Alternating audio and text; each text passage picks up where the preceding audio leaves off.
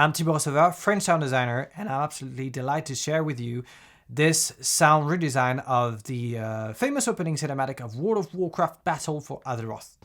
Now, for this specific project, I used only my own recordings and Penguin Grenade's raw magic, essential magic, and dark magic libraries, and I'm going to be showing you how I've done this.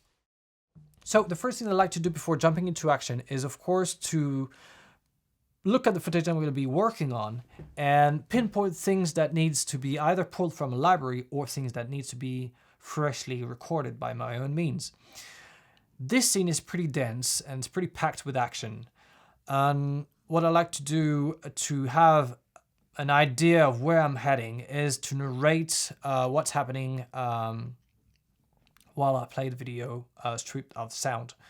So here we have a very nimble archer wearing a cloak, a bow, and she seemingly wears light armor. She's jumping over a burning assault tower and narrowly escaping a cloud of arrows. She's about to, she's wearing a cape and she's landing heavily on what appears to be a completely destroyed platform. She's surrounded by fire and she's escaping, again, narrowly, an explosion or an explosive projectile, and is forced to jump from that platform and land heavily on what appears to be the vertical walls of that collapsing assault tower. Again, escaping another cloud of arrows, another round of cloud arrows, before jumping into what appears to be a banshee form. So she's like probably casting a spell, screaming, and probably stunning everyone around. And we see her in her ghost wraith form. She's killing straight away 3 guards, 4 guards, and pretty much every other guard surrounding that collapsed assault tower before screaming for the horde. All right. So we're going to be having Foley elements. We're going to be having arrows, whistling arrows to be recording. That needs to be recorded, sorry. And fire, like, the type of fire that you would have when you're burning a campfire, I don't know. A lot of creaking, a lot of wood creaking and friction and rattling, and metal rattling at the same time. Here we have like a body full on what appears to be metal and wood, but that's, like destroyed wood. So like, again, some creaking.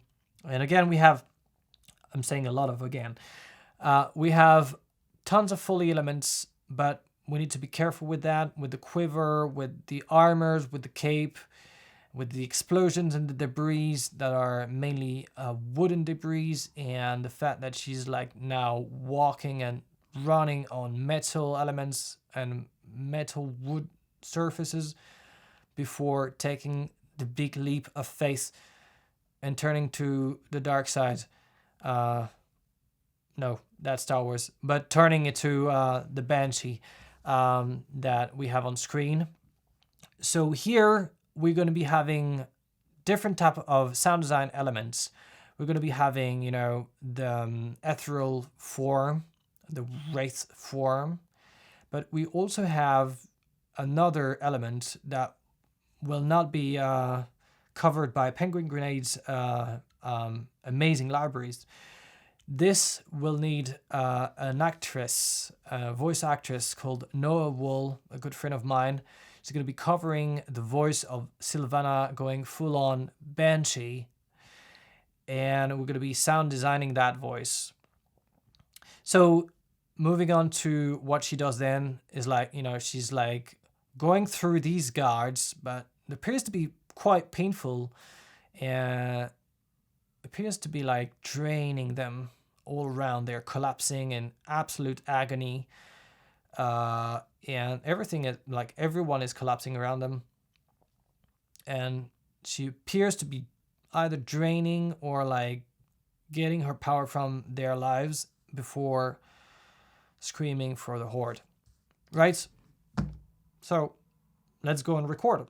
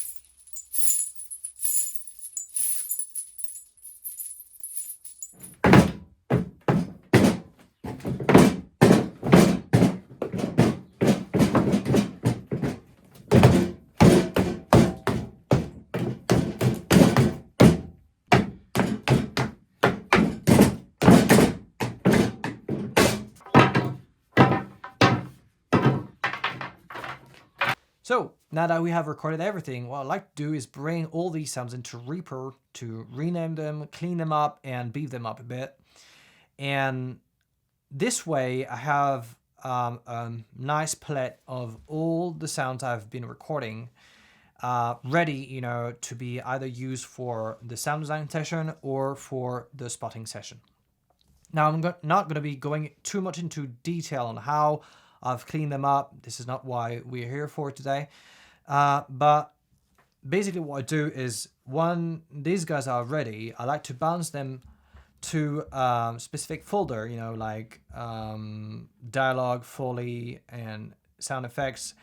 And I then, organize them into other subfolders in which they belong in, right? Then these things are going to be thrown into a new database in SoundMiner, and this way I can have all the tools, all the resources that I need at my fingertips to further sound design or further spot. So speaking of sound design, I'm going to be showing you how I've designed the sound of the arrow clouds. So the arrow clouds are two things. They are the whistling arrows and the landing arrows. The idea for that was to use both my own recordings and Penguin Grenade's excellent magic libraries, raw magic, essential magic, and dark magic libraries, as you know. And from then, what I pulled was everything that sounded to me like a whistle, or that would approach the sound of a whistle in the World of Warcraft world. Since it's also part magic, part realistic thing. So blending things that I recorded without too much effects with some stuff that would be really affected, like the ones you find in Paul Stoughton's excellent libraries, would be absolutely key for me to create that sense of a World of Warcraft, our clouds being shot at Sylvana. Right, so the sounds that I used are the following. So the ones from the whistling arrows in the footage you saw earlier on.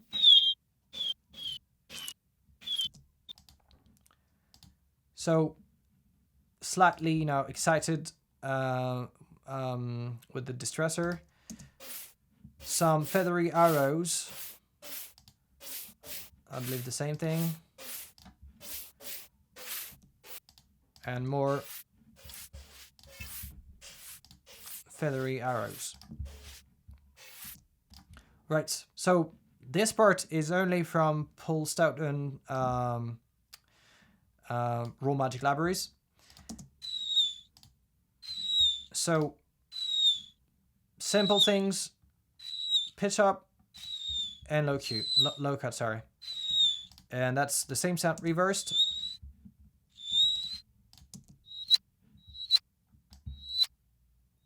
So yeah, the rocket launch from toys that he used. Same but reversed in the correct order.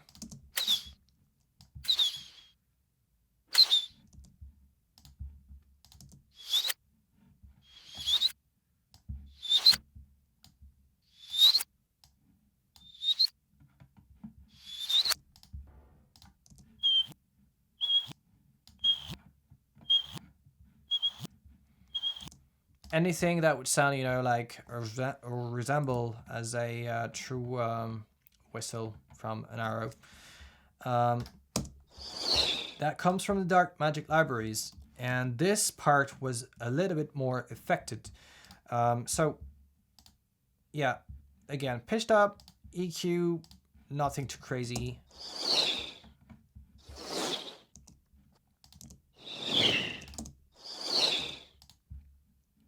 Right. What else?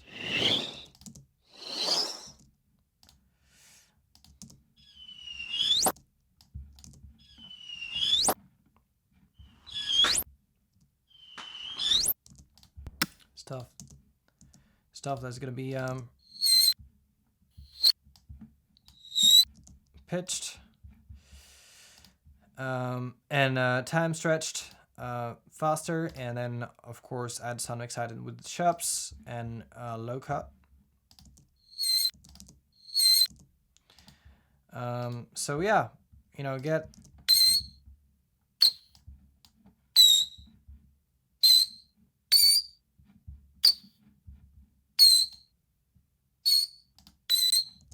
some excitement, but just a hair.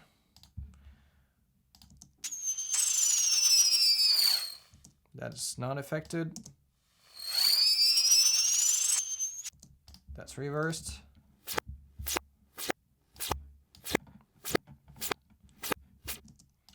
So what is in there? Some pitching, some low cut again. So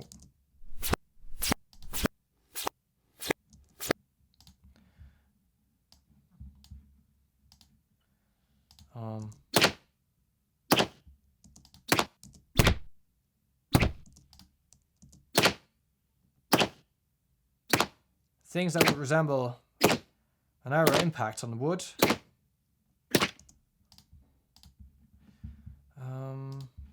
What else? This one is absolutely amazing. this is, I don't know, this is like some paper cutter cut rusty hinge that he used. And at first it sounds like an old crunky car, either trunk or door that is being closed. But when you remove, the low end and have some spectral plays and some excitement added to it, and of course some pitching, it gives that feeling of almost having, the sound of an arrow piercing through metal with the friction.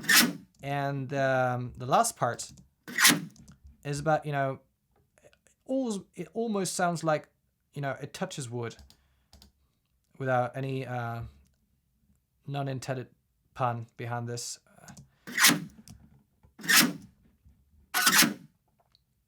But it sounds like it's hitting wood, and so I kept that texture.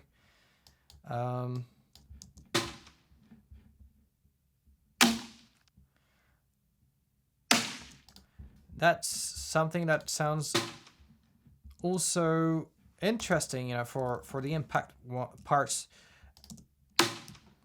For perhaps, some other impacty texture of the arrows. Then the shafts not hitting properly the wood.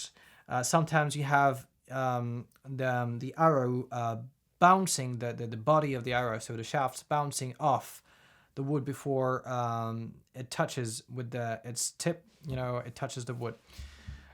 So yeah, I try to have that as well.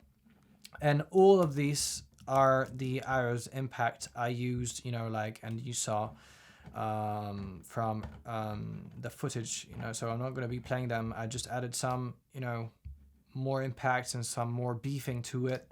So in Radium, what you would have is, all the things that we've been pre-designing, imported, ready to be used and played with our keyboard. And in this way, I can have, fun and create all the variations quickly and not having to do that by hand. So this is how it goes.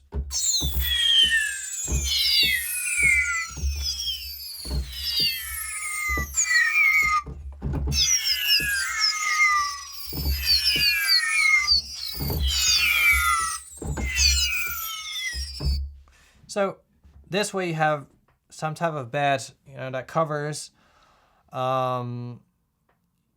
you from painfully doing this by hand again.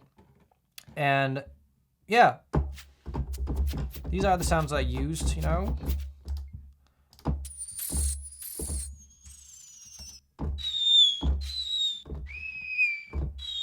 So pre-designed from Penguin's Grenades libraries from the Reaper session that I just showed you. There's nothing in there.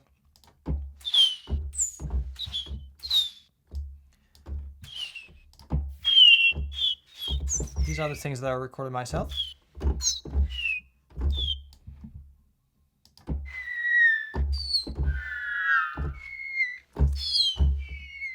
This is Penguin Grenades Romantic Library, and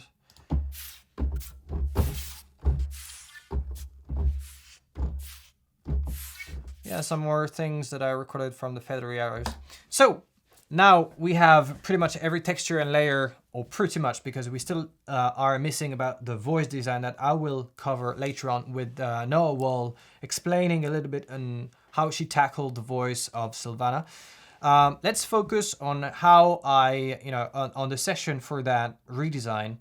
And for this, I used Pro Tools to prove the Reaper users that I am, that you can have a Reaper and Pro Tools workflow, which works perfectly for me, at least.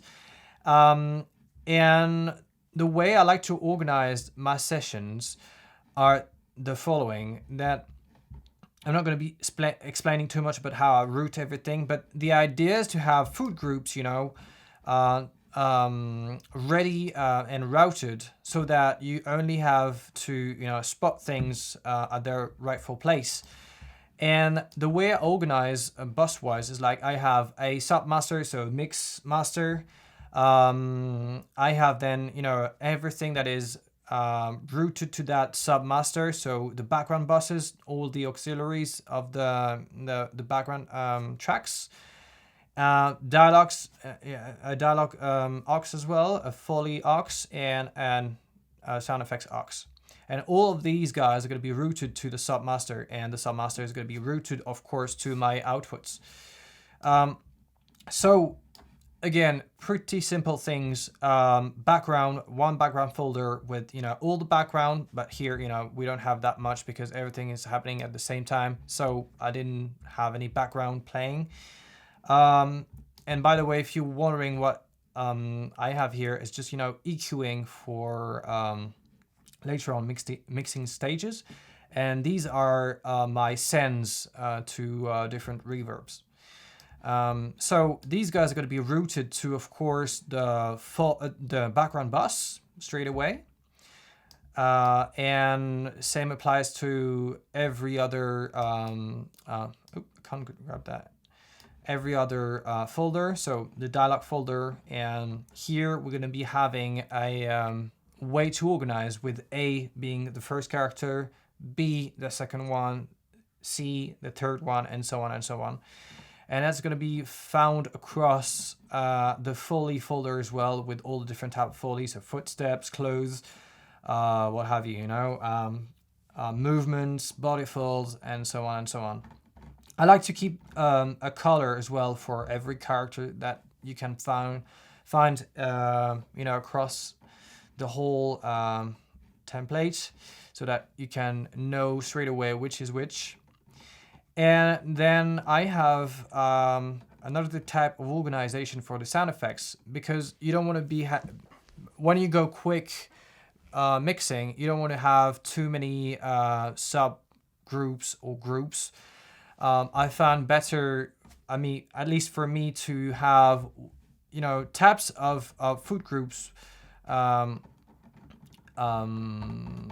are, you know, having one type of sounds. For instance, here we have everything that is wood and fire.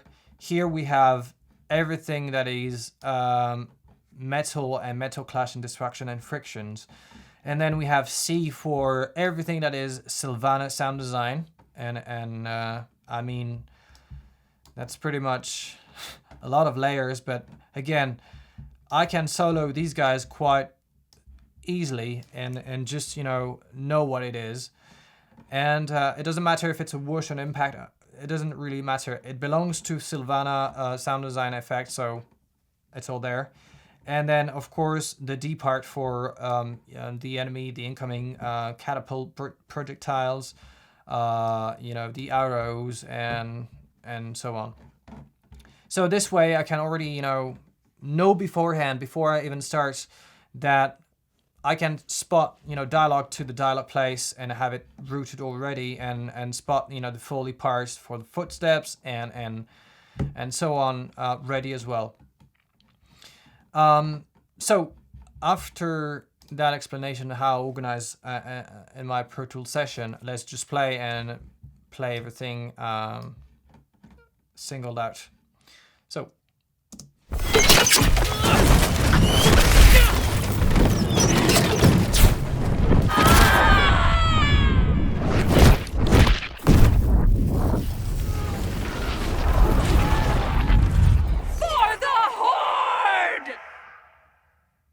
Right, so let's start. I'm not going to be starting to with dialogues because dialogues is going to be again covered later on.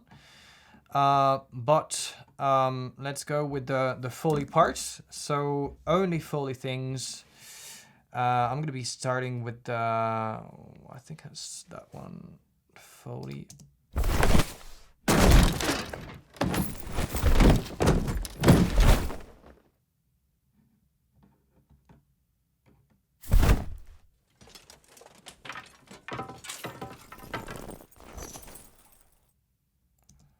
Right, so of course we do have the part where we have all Sylvana's footsteps. Oopsie. So it's actually not, it's actually footsteps, but it could have been body folds at the same time, but put that in the footsteps. We have, you know, that part. And then we have that part of all the clothes.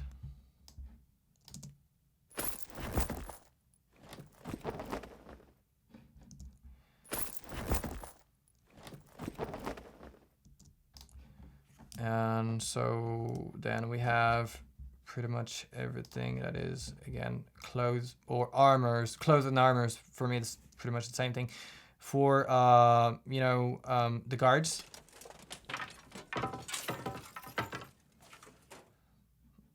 I've been laying my hands a bit too heavy on those wooden poles, but eventually it works. So that's the part where I have, you know, more movements. So it's the same time clothes, but it's also the intention of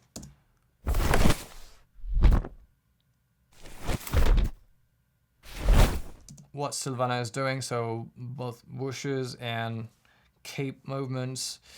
So yeah, a lot of things that I've been digging in pull libraries.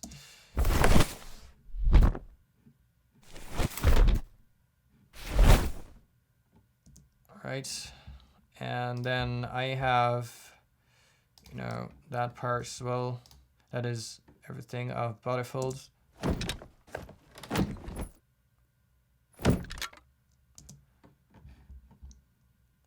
And perhaps the props, so, you know, everything dealing with what she wears. So the quiver and the bow. Oopsie. Start. Stoop.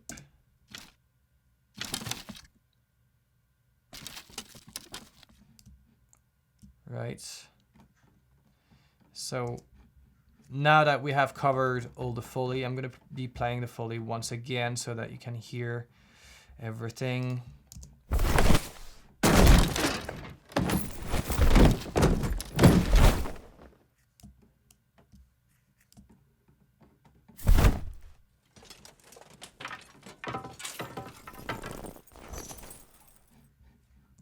Right. And then we do have, of course, sound effects. So let's play only the sound effects.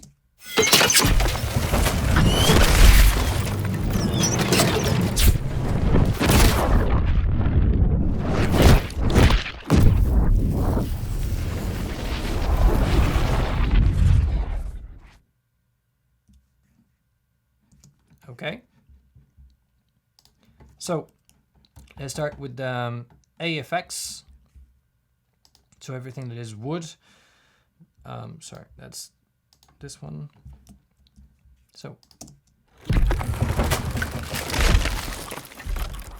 So in there you would find a lot of door creaking that I recorded at a Hobbit Airbnb where you had a very creaky door. And some more, you know, wooden debris that I played with.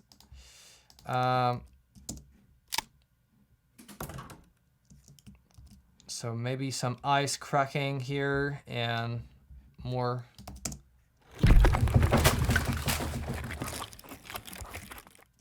You know, all the stuff that I recorded.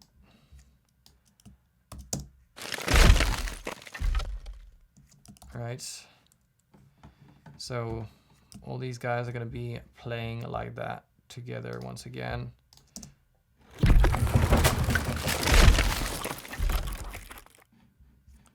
Don't think there's more after. Oh yeah, there's one here. You know, this is the rumbling after the tower collapses. I found it cool to hear a little bit of you know, that tower creaking when she rises back to power. Oops. Let's go for the B effects.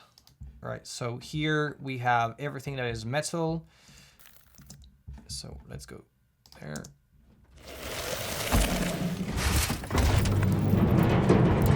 Well, I think there's a little bit of fire as well.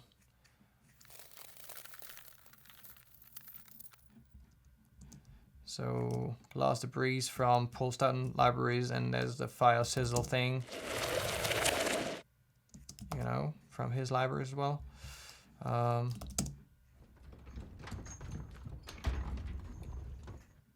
Stuff that I recorded as well. And some metal plate friction that you saw from the footage, you know. Pretty much everything that I recorded for the assault tower, by the way, didn't work. Yeah, the fact that it recorded some type of a box, a metal box with another wooden box on some kind of skate rollers, it didn't work at all. So I didn't have any of that playing eventually, and yeah, I didn't have any. Well, that's the box, the metal box that you saw as well in the footage, you know, that was like slamming against that wooden crate. It's not a crate, a wooden thing. Wooden pallet, thank you. And, you know, all the impacts and some more, you know, debris that are recorded as well. What else do we have? We have, of course, the most important. So yeah, sorry. The thing here is going to be playing this way altogether.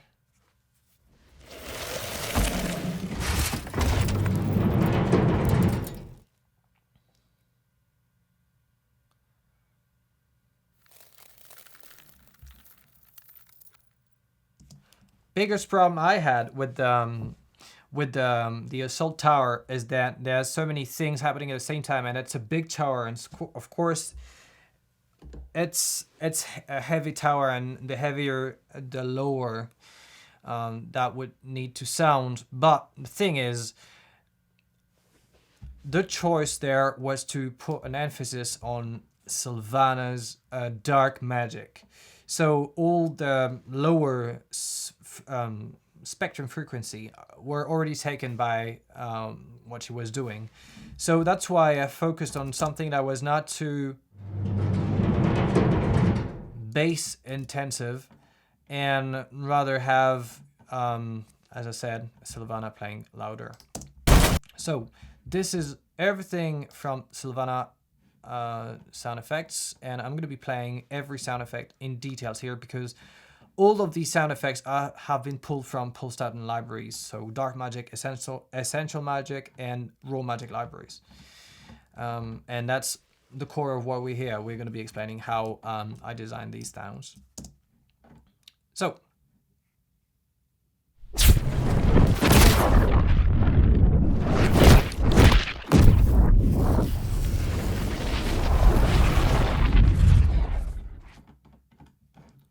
right.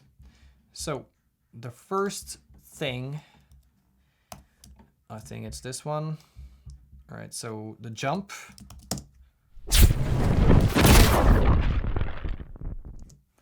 And these guys have been really, I didn't do much to them. It's just like time stretch a bit and some EQing, but not even, you know, from pulsed out libraries, you have so many things that you can pull from straight away without any effect, and it works if you layer them properly. It can already give you fast results straight away. So the idea here is that Sylvana is transforming into something that is ethereal. And I wanted to have, you know, the moment where she jumps mingle with the moment she turns into this type of shadow that you have here, right? So for the first part, the attack,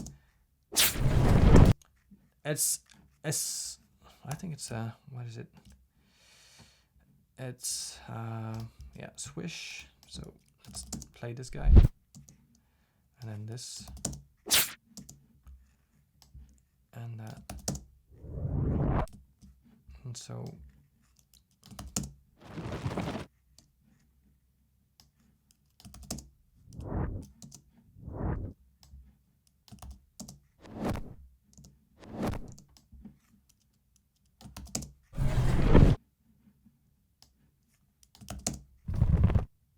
So all these stuff played together sound like that. And so we have already created the space we need to get the explosion of her fury, right? So we have a little bit of silence just before she explodes into existence. And then, oops.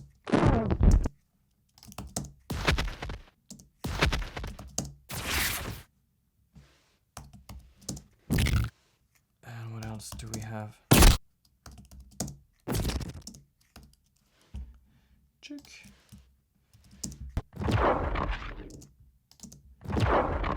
Oh, that is so good.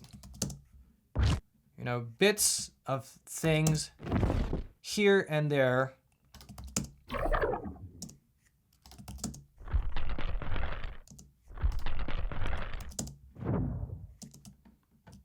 So, as you can see, you have the charge here. Here you have the charge of the spell, the explosion of the spell, and then the continuity of the spell, you know, lingering, you know, in time. Because it's like an explosion of dark magic. It's actually that. With that. So here, what do we have? We have, oops.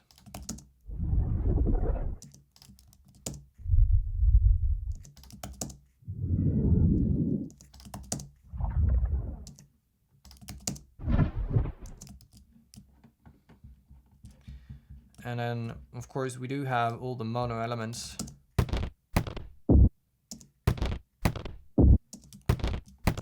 Of her taking possessions of these poor devils. And yeah, so the sound design of these guys getting killed. So that's just the gore. Sean pulls out a raw magic library, and let's play these guys one by one. Oops.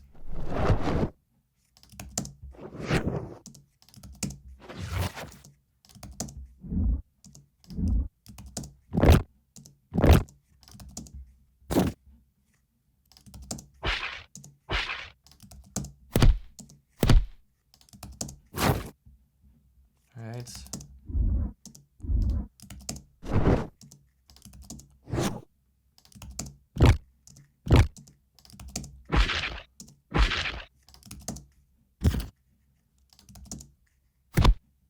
All right, so playing all together.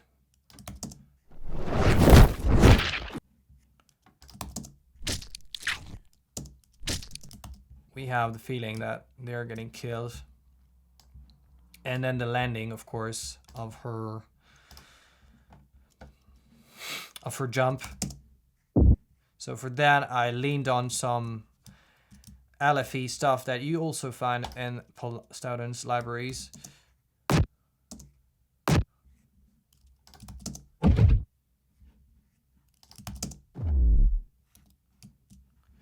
So yeah, and the tail of that impact. So that was just, you know, the attack a bit with different flavors and textures. You do have more of that, like some low and mid, the high parts, the crunchy parts, and the low part that is a little bit spread out, and the LFE, you know. And then we have, you know, that part as well, for the fact that she's like muffling everything down to dark magic. That's the idea here, to get the sense that she's taking possession of the atmosphere around them, because like they're, I don't know what she's really doing, but I feel like getting things muffed works. It's, you know, when you have like some smoke, most of the time things are muffed and you don't hear that much around. And I felt like that could be used for that case. And then, okay, let's focus on that, on the next part. The fact that she's, you know, sucking the life out of these poor devils again. This is the high part, because these, all of this, sorry, I'm going too quickly.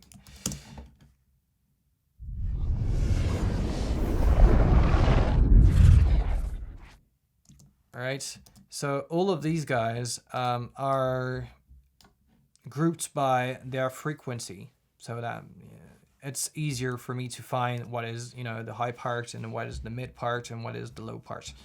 So here we have, oops, we have all the high parts. Again, I can't select properly. Yep, this guy is missing as well.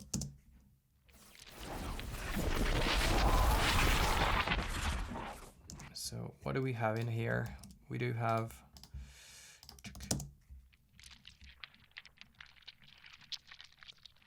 some, you know, shard movements from his libraries.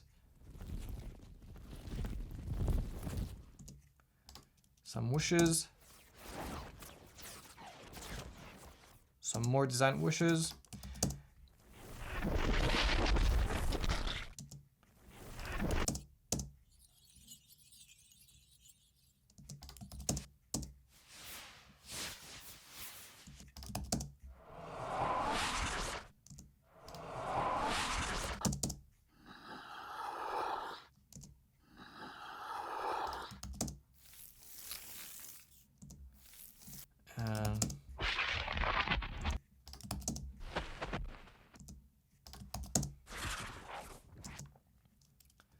Yeah, and then the mid part, so the high part plays again together this way.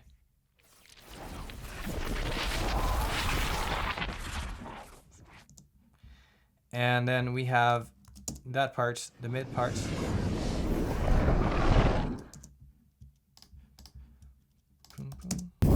Oopsie.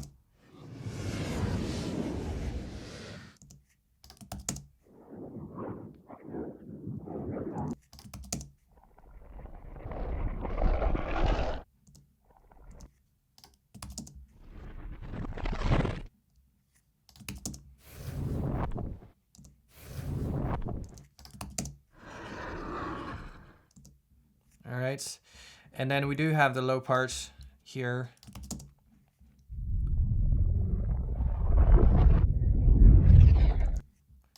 So gathering all the dark magic she can summon. LFE stuff. More LFE stuff.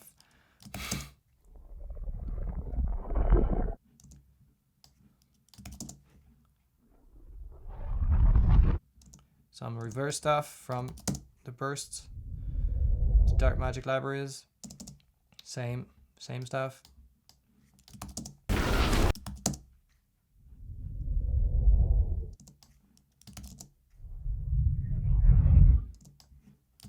You know, I was heavily influenced for that part by the force pull in Star Wars. We have a lot of low end element.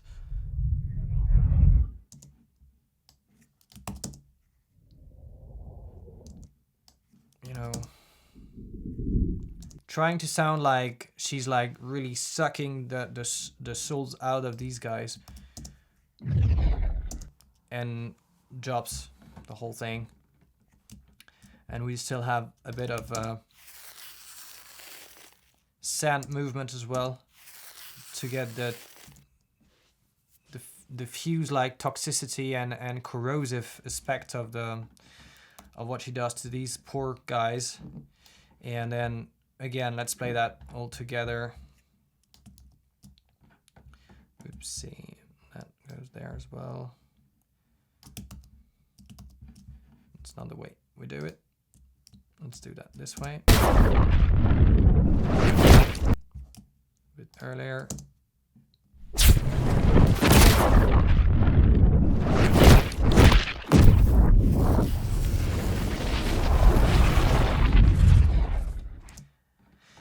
And yeah, so pretty much everything happening there for Sylvana. And then let's focus on now the arrows and the explosions and everything that is not Sylvana, but from the battle, aside from, of course, the dialogues and the screams that are going to be in dialogues.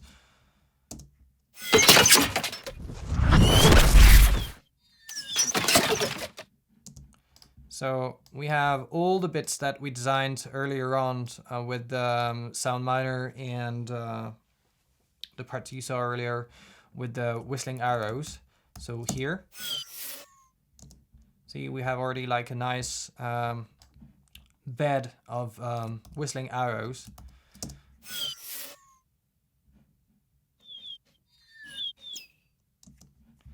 And then we have more of these guys, but more like punctuated elements that I pulled from both my libraries and Pulse.Sound libraries to get, you know, to already match with the picture. You know, this arrow here and all the other elements that are flying around that we can put our eyes on, going to be covered by these guys. And then we have all the impacts.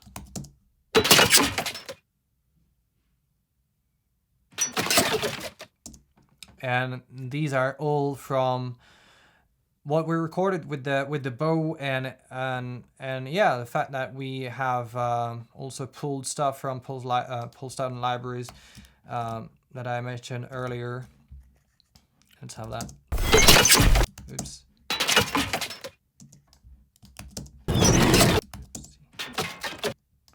What else? We have that.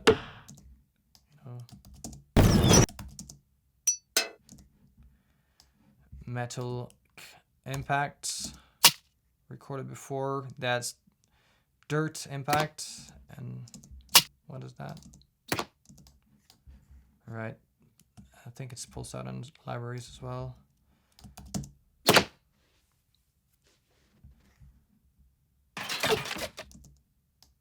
And these guys have been made in Sound Miner the same way we made the whistling arrows. You know, like load them into the sampler in Radium and play this so that you have a nice layer and don't need to like cut by hand.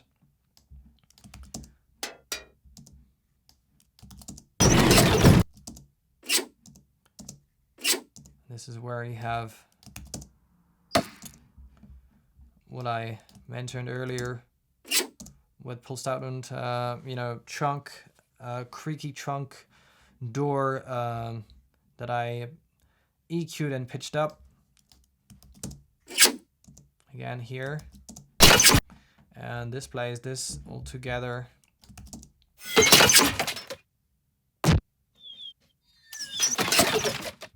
So yeah, this was just the impact of the catapult on, or the explosion, I don't know. So just like, I think it's, yeah, dark magic, and you have all of that, the incoming projectile, the air.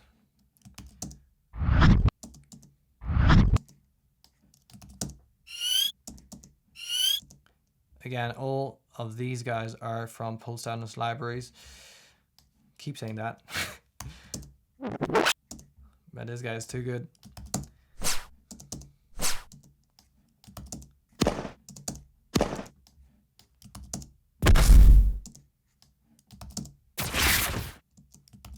Okay, and this plays this way, and I'm gonna have this guy as well playing. Oops. And Pro Tools, come on. All right, and that I think as well. There you go. Chum, chum, chum. Okay.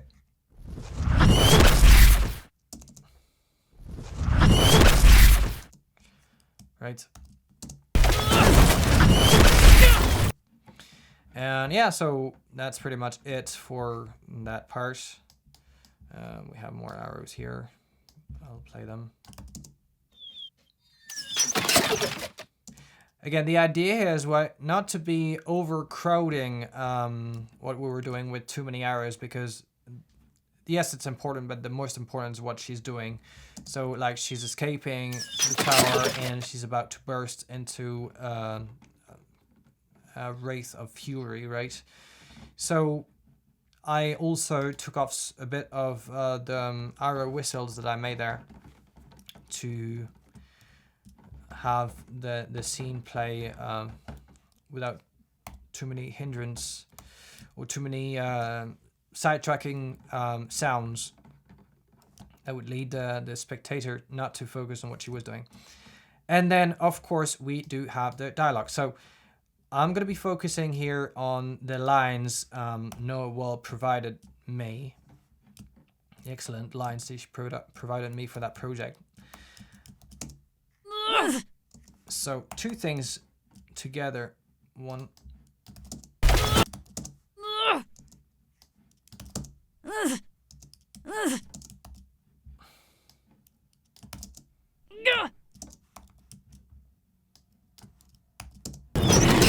Oops. And then that's the part where we sound designed for.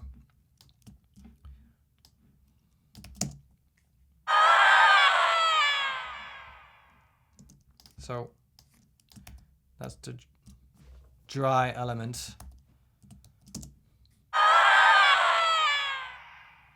So you hear this like a reverb and a bit of delay, but it was not long enough. So what I did is just like, bring up Audio Suite had like a delay, and of course duplicated that part here, and like in Pro Tools, sorry, you can like render straight away after that you listen to what you did and have it like render here so that it's easier to mix. And here for the Horde is the other voice design parts. And then here we do have guys screaming, because there wouldn't be fun if there were no guards screaming out of agony, especially for this scene. And this came from an old project of mine that I recorded like a few years ago for Enemy of Rome. So I asked my friends to come and to scream in the backyard, and it was a fun afternoon. So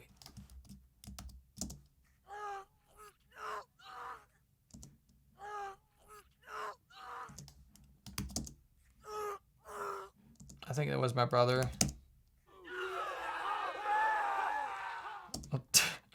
Just imagining, the face of the neighbors when they heard that.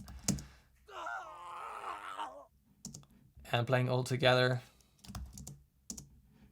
Oops.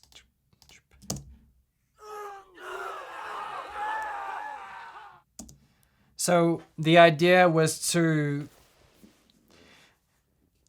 create the feeling that these guys were screaming the life out of their lungs, out of pain, and the darkness, the dark magic that she was using was covering all the sounds of the battle. As I said earlier, it muffed everything and drained them to death. So dialogues only would be like that. For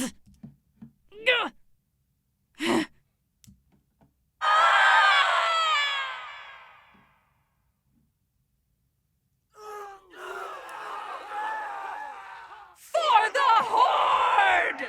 And I didn't want to have the guards scream for too long, because otherwise our eyes would be drawn to what's happening in the background and not on what she's doing. So tried to cut them early so it would not impede on her line, which is the most important line and punchline of that scene. For the Horde! And so yeah, playing once again the whole thing together, plays this way.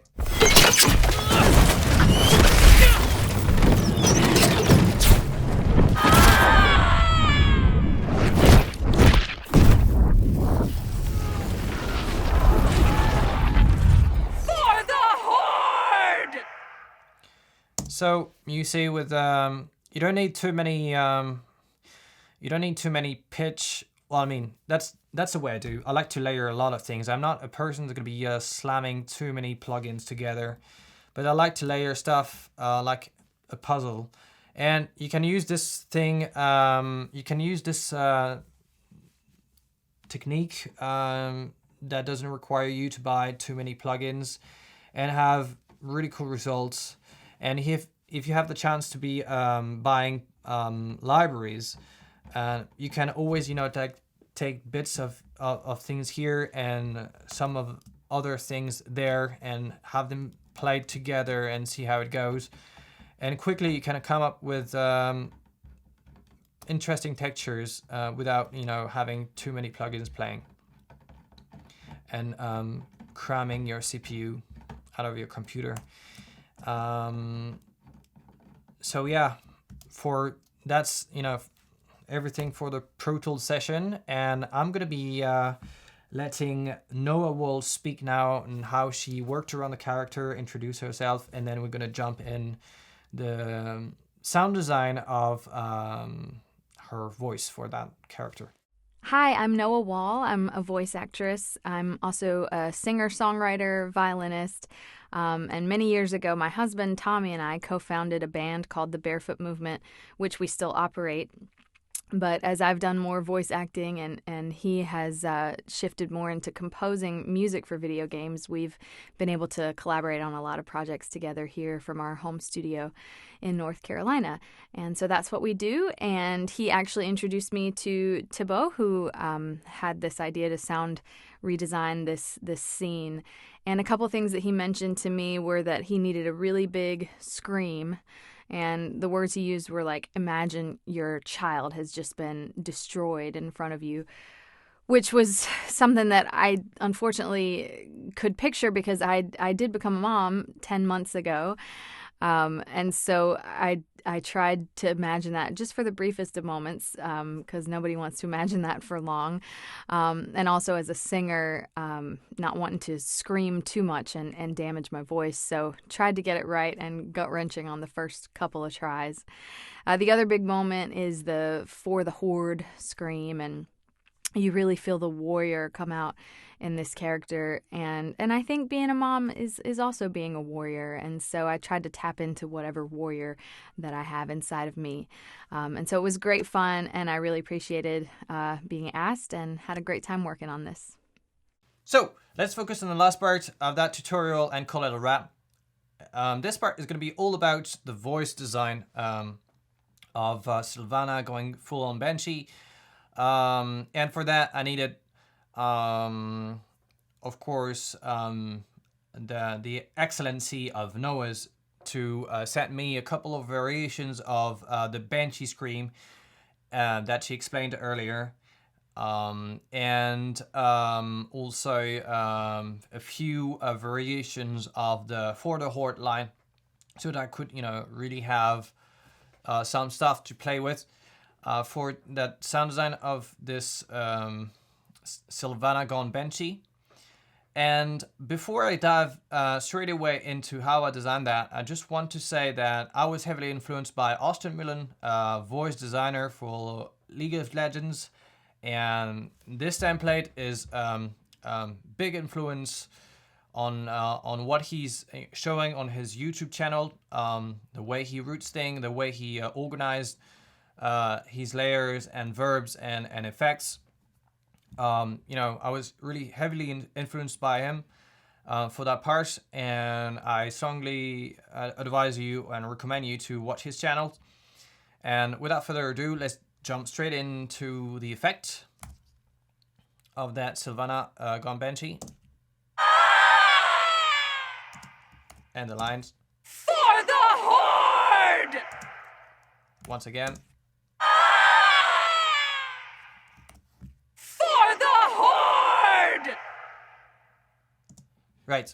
So the first thing, of course, dry. Sounds like that.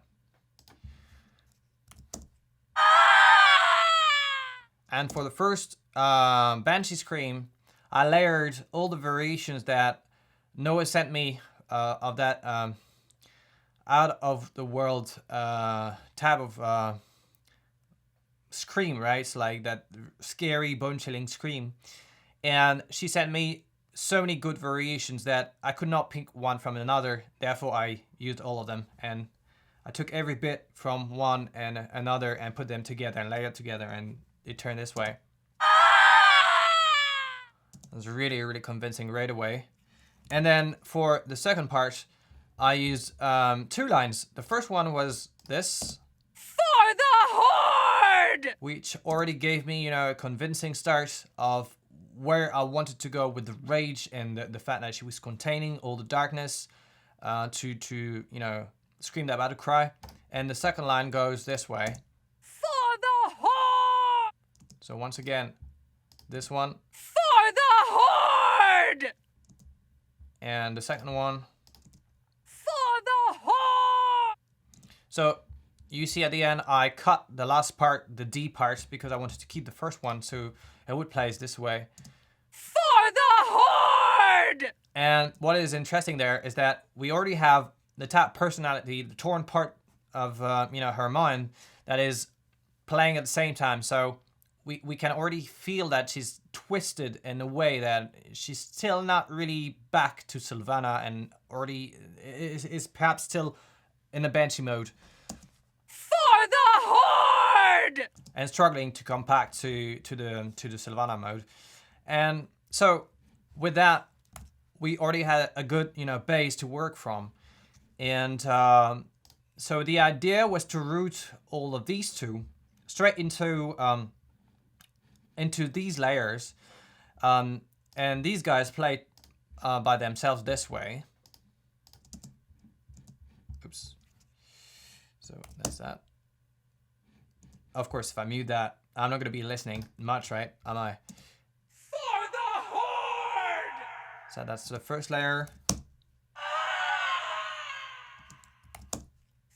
the Horde!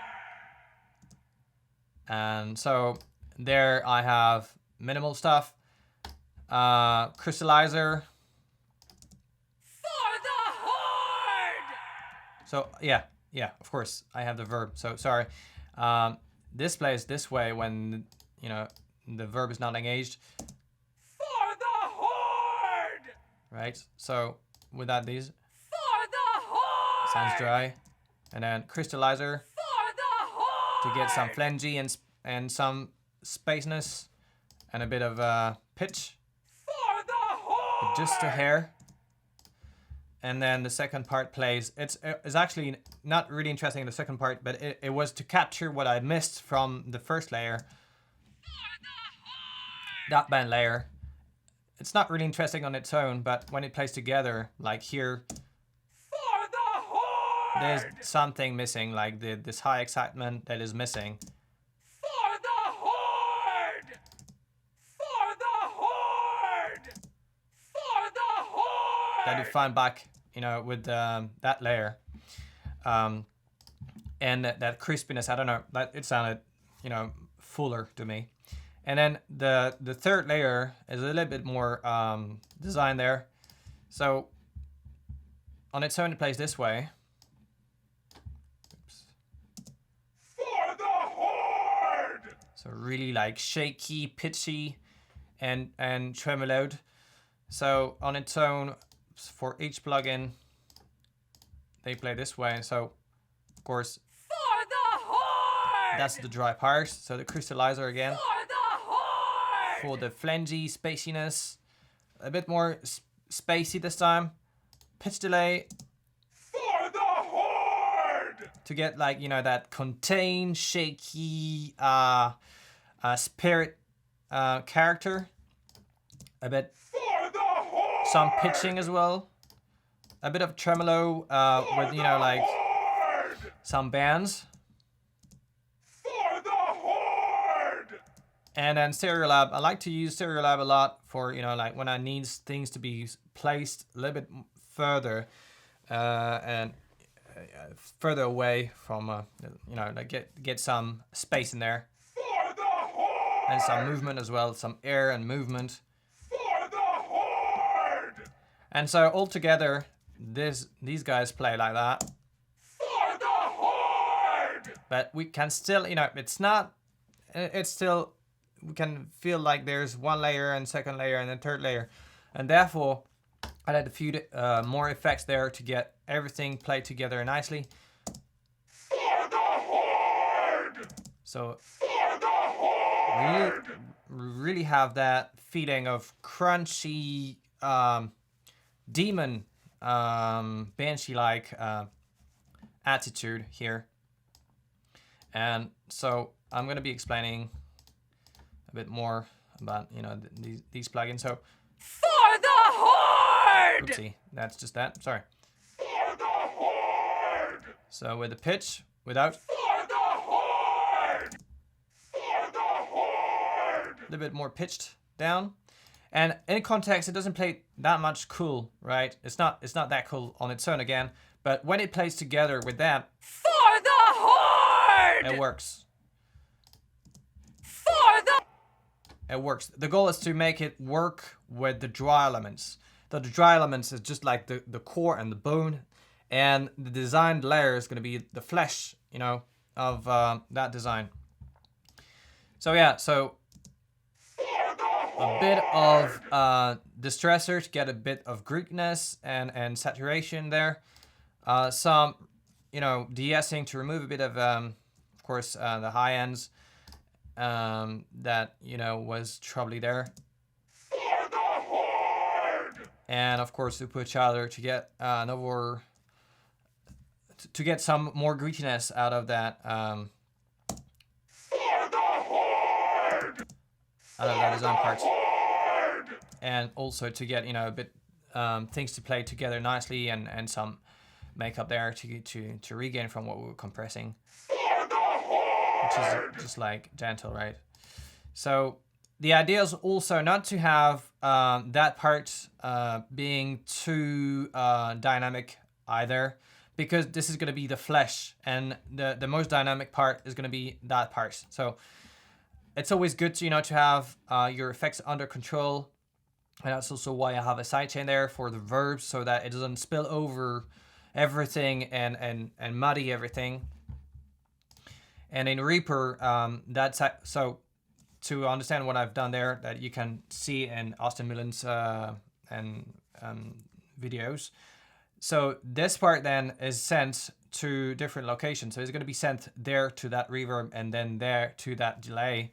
But this part is also going to be sent to a sidechain thing that is going to be crushing, of course, every time that Silvana is speaking. It's going to crush the moment she speaks, and it's going to release when, you know, she's not speaking anymore, to have the reverb play as a tail, so that it doesn't conflict too much with what we've been doing originally or with the design layers. So it avoids cluttering the spectrum, and it's easier than, you know, to do it by hand, and less tedious, of course. So now that we have seen the design layer, so in context, this plays this way all together. For right, so sounds pretty cool and convincing. And now let's add more about, you know, the voidy parts, the so it doesn't play too loud. I'm gonna be adding a bit of +10 so that you can hear right. See, really have it contained. Oops.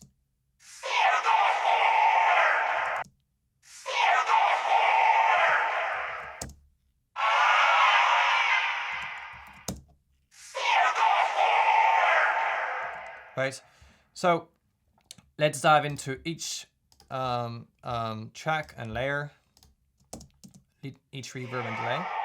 So the first one plays this way, and the second one.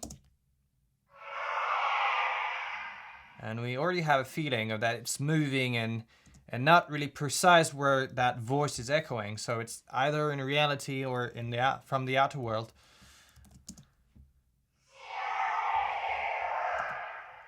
So there, some pitching, some EQ to remove all the low end, and of course Valhalla Supermassive, reverberate for the reverb part so that it mixes together nicely. The ping pong, of course, to get, you know, that left and right feeling.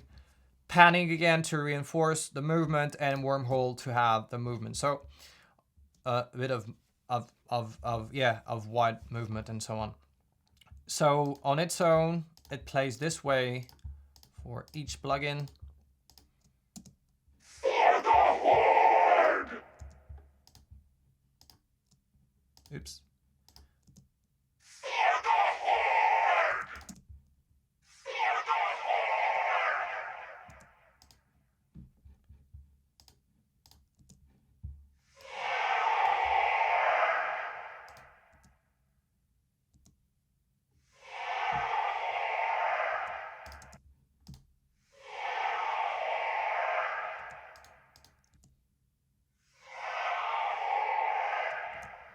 And all together.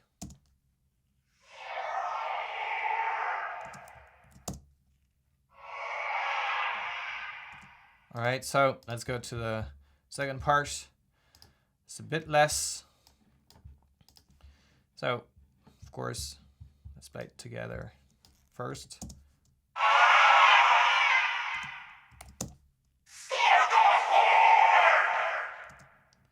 So there, without the plugins, we have, of course, some EQing to remove all the low end that we don't want to have clashed with the dry elements in the designed layers.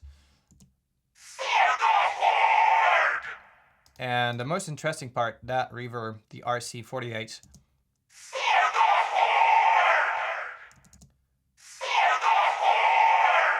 That's going to give us, you know, the outer-worldly delay elements and some, of course, reverb.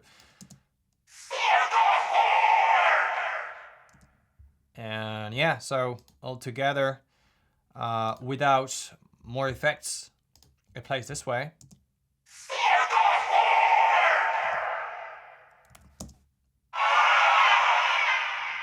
Once again.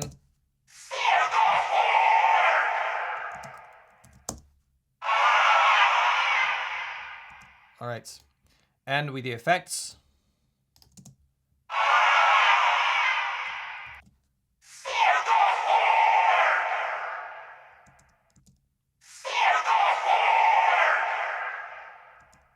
So without.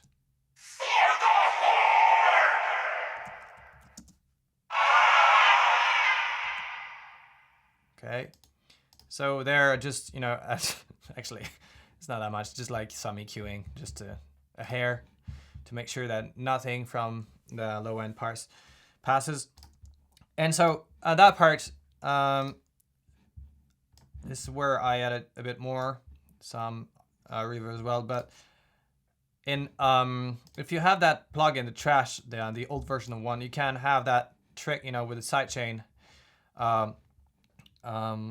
Where you have, you know,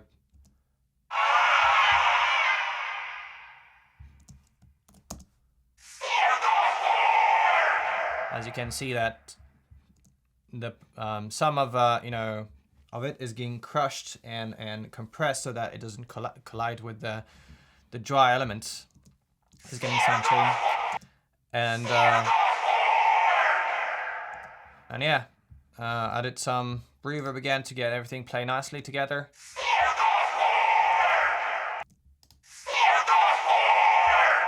So here it's really like in front and not too spacey, but with that.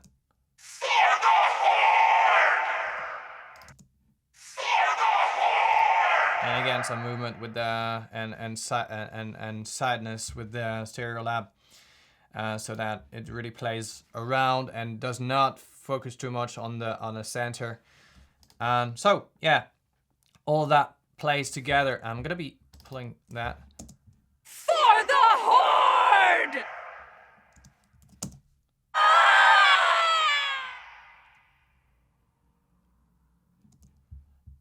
For the Horde! Right, and yeah, I didn't show that, but it's just a hair of like EQing there in the high end. And here for the mix part, so that it sounds nice and crisp. Some compression to get everything together, but not too much. So without it plays this way with compression. For the Horde! For the Horde! So that we really have a feeling that it's all together, but not too much. Not too. You can see that the attack here is really like not damaging the dynamic, and the release is pretty fast. And then again, try to remove a bit of the low end to make sure that we have nothing there. For the Horde! And some dip at that part. And the last part, a plugin I like to use a lot is the RTG mastering thing, to get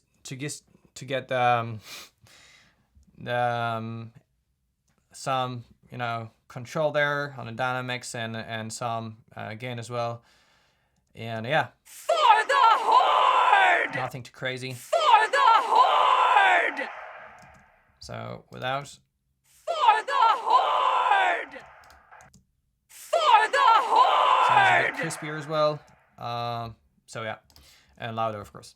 So that's a wrap for that voice design part.